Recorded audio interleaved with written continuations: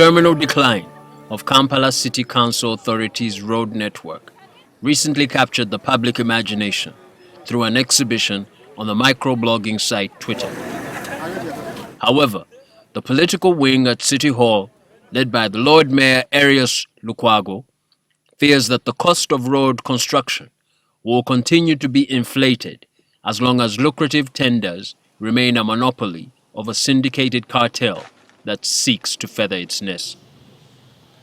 The network is very wide. The racket involves key figures within the central government, very influential figures in central government, and their proxies within the institution of KCCA and the whole of Kampala. They are all over.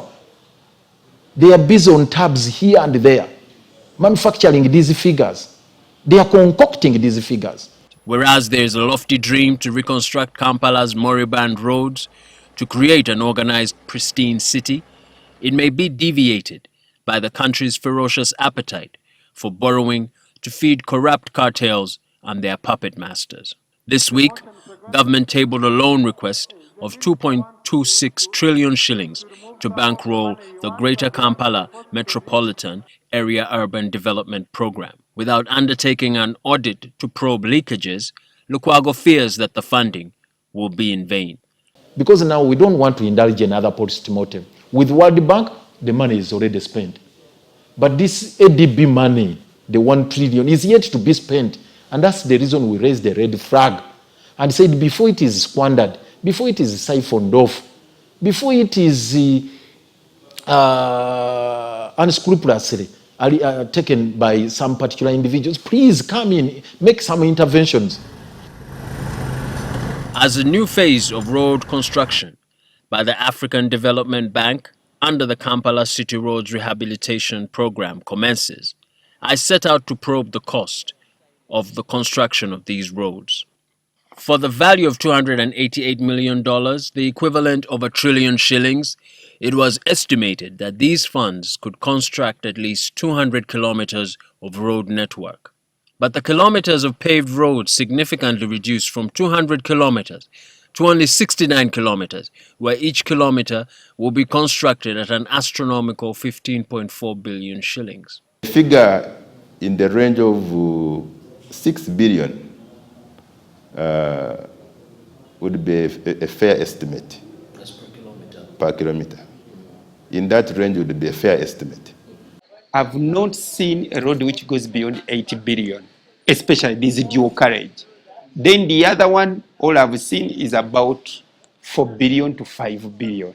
Placing the bills of quantities under this project under a microscope, I was able to unravel that some costs were deliberately inflated and duplicated to increase the cost of road construction. About 925 million shillings under this project has been doled out towards capacity building to impart skills to women and youth.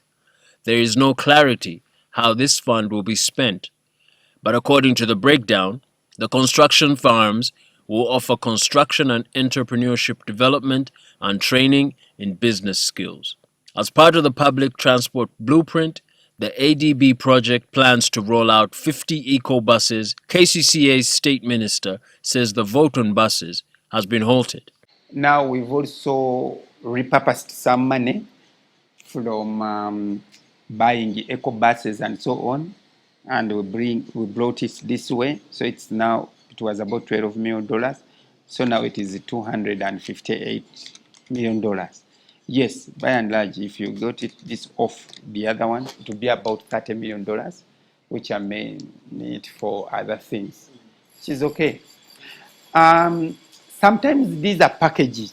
You know, sometimes a beggar will have no choice. These are packaged kind of, normally they want to do some software projects within or alongside this hardware project. Compensation and resettlement of project-affected persons will cost 40.7 billion shillings. Unlike roads that connect towns across the countryside, where road reserves have been occupied, compensation may not affect a substantial number of people during the construction of arteries connecting the city road infrastructure. Those who will be affected by this road project are few. In our zone here, there is only one person, the owner of the petrol station. For instance, there's barely much compensation for the reconstruction and dualling of the old Port Bell Road and Spring Roads currently underway, which snakes through Nakawa. Another cost which raises eyebrows involves the financial audit. It includes the supervision of civil works, the monitoring and technical financial audit by the Office of the Auditor General, and the development of urban design guidelines, which will cost 55.3 billion shillings. We need to examine what do they do, because this is where the biggest budget goes in public infrastructure. We don't seem to see that there is efficiency in the design of projects, in procurement of projects. We don't see, and in fact we feel that the management of contracts, sometimes you feel it doesn't happen. Whereas there's no detailed breakdown to explain, for instance, how much the supervision of civil works will cost, what raises suspicion is budgeting for the cost on the Office of the Auditor General, which is a constitutional mandate by this office to undertake financial audits. For instance, under Lot 1 of the Kampala City Roads Rehabilitation Program roads, a contract worth 149.4 billion shillings was signed between KCCA and China's State Construction Engineering Cooperation Limited in 2022 to pave 8.07 kilometers of roads and the reconstruction of 6.83 kilometers of roads in Rubaga and Makindye divisions. 14.9 billion shillings was allocated under general requirements and provisions. 8.6 billion shillings was allocated for the establishment of a site for contractors and engineers' accommodation, and 191 million shillings was established for environmental protection and waste disposal, and 611 million shillings was doled out on occupational health and safety, HIV/AIDS, and a gender campaign. But could this item be a duplication, as we have learnt that KCCA runs an HIV/AIDS campaign with the Infectious Disease Institute and the Health Ministry provides free condoms and antiretroviral drugs? There is also a budget for health workers who carry out this safety campaign. Work within, for example, the Kampala Capital City Authority facilities. And so they have health workers already paid through the government structures. However, they will probably, as they come out of office, they will probably attract some kind of allowance for the day, and maybe transport or something like that. And then maybe communication materials. These are usually available again within the different communication partners within the region. However, if you have to replicate these, there may be a cost implication. If they're not readily available and have to be printed, there may be a cost implication there. If you have to buy condom dispensers, the things like condoms, usually the antiretroviral drugs, etc., are already available at the health facilities that I have mentioned, as they have come in through the national medical stores or joint medical stores to the different clinics or the different facilities with which we would be working. I spoke to a health service provider, whose identity I shall not disclose, to provide a budget for what it would cost to provide 300 employees with a pack of 3 condoms each. According to the quotation, this would cost 369,000 shillings. This means that for 900 employees, the cost would go up to 1,107,000 shillings. Another colossal sum of 9.9 billion shillings was allocated for the alteration of water, electricity, and telecom utility services, and another 3.2 billion shillings was allocated to the construction of weighbridges, public toilets, traffic barricades, bus shelters, and street markets. Under the bills of quantities provided by the Chinese firms, there is no detailed breakdown of these costs. We also scrutinized the Lot 2 contract for the reconstruction of 10.1 kilometers of Port Bell and Spring Roads, awarded to Chinese construction firm Zhejiang Construction Group Company Limited at a cost of 138 billion shillings.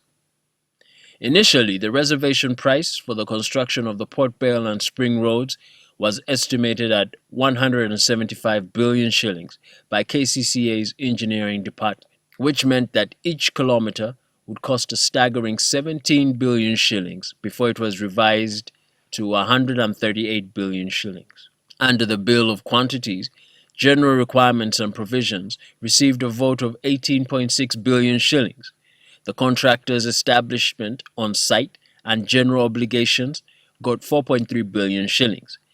This figure is provided as a lump sum and only provides ambiguous terms such as fixing obligations at 2.2 billion shillings and time-related obligations at 2.1 billion shillings. If the project had been originally estimated to be 300 billion, and you are going for a lump sum contract, it means that the contractor will have to find opportunities within the project to absorb most of the risks. But if the contract was structured as an measurement contract, most of the risk is on the client. So along the way, the contractor will encounter a rock. This was never foreseen. So it means they can claim for more. Along the way, they find a sewer line. This was never anticipated. It has to be relocated. The client will continue to pay for more. But if it's a lump sum, and you are a contractor and you find a rock, you have to absorb it. You find a sewer line and you have to locate it, you have to absorb it. And for that reason, in order to safeguard themselves against the risk, in the pricing, the contractor also factor it in. The engineer's accommodation and attendance upon the site was allocated 4.8 billion shillings. Environmental protection and waste disposal was allocated 106 million shillings, and occupational health and safety, HIV and gender received 1,090,584,000 shillings. 14.3 billion shillings has been doled out towards the removal of utility services such as electricity, water, and telecom services, which is a cost that should be shouldered by utility firms. We spent almost 10 billion relocating utilities along Port Bale. But the legislator has made it very clear that once time comes for construction of those particular roads, and the roads authority requires that particular company to relocate their utilities, it shall be done at the cost of the owners of those utility lines. That no compensation will be made, no single coin will be spent by a roads authority, whether it's UNRWA or KCCA. We are not required to spend even a single coin on the relocation of utilities once they are in the road corridor. Now we have these roads. For example, the two roads in Lot 2, Spring Road and Port Bale Road, totaling to 10 kilometers. The cost is 138 billion Uganda shillings. But now they have allocated a whooping sum of 14 billion towards compensation or relocation of the utilities, that is the electricity, sewer lines, and telecommunication networks, which is a nugatory expenditure. It's an illegal expenditure. Actually, we have said it's criminal on the part of KCCA to spend that money. Because actually, anybody who spends that money should be prosecuted for causing financial loss. They should be prosecuted and required to fund this money.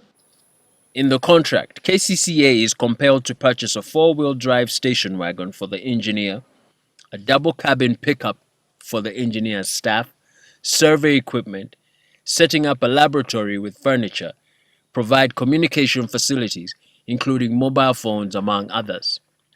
Under Lot 3, KCCA awarded a contract to another Chinese firm, China Railway, 18th Bureau Group, to construct 18.84 kilometers of roads in Machindye, Central Kamwempe, and Rubaga divisions, at the cost of 151 billion shillings.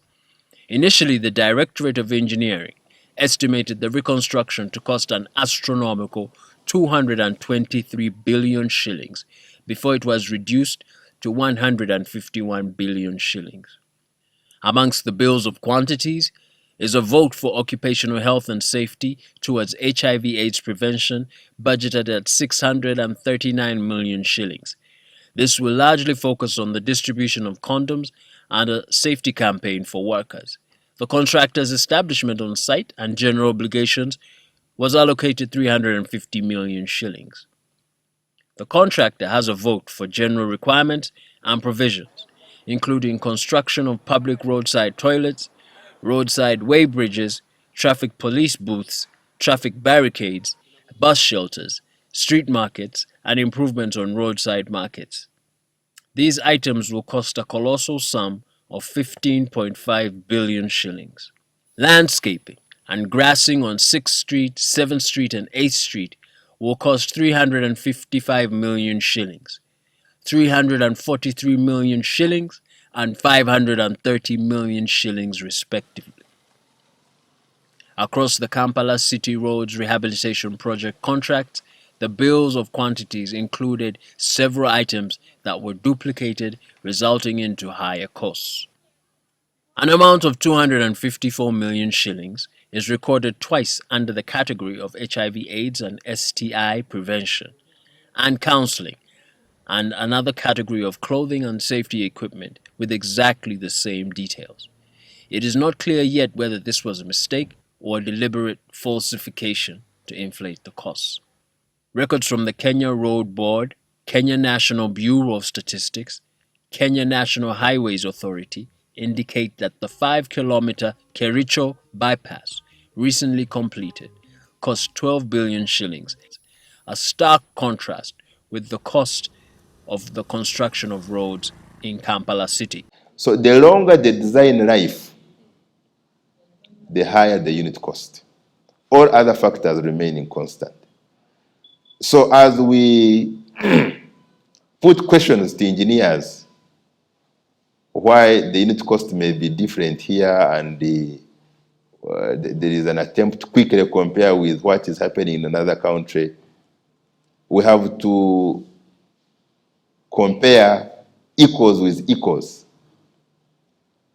If it is 10 years in Uganda and 10 years in the comparative country, then the other drivers to unit costs now will change to the local conditions, the terrain, and the other engineering factors which come through the design investigation. World Bank research on the cost of road infrastructure in low and middle-income countries, published in 2015, revealed that the cost of road construction may rise as a result of conflict and the rugged terrain. There is no trace of conflict or rugged terrain that may have resulted into soaring costs of road construction in Kampala City. Whereas we did not adduce evidence of wrongdoing against specific individuals, it would be prudent for watchdog agencies to establish prima facie evidence and probe these allegations. Civil society and the public are concerned that whereas the government and watchdog agencies are quick to make pronouncements against graft, it is not followed up by action. This emboldens the corrupt. Christopher Paulo Kayonga, NTV Panorama.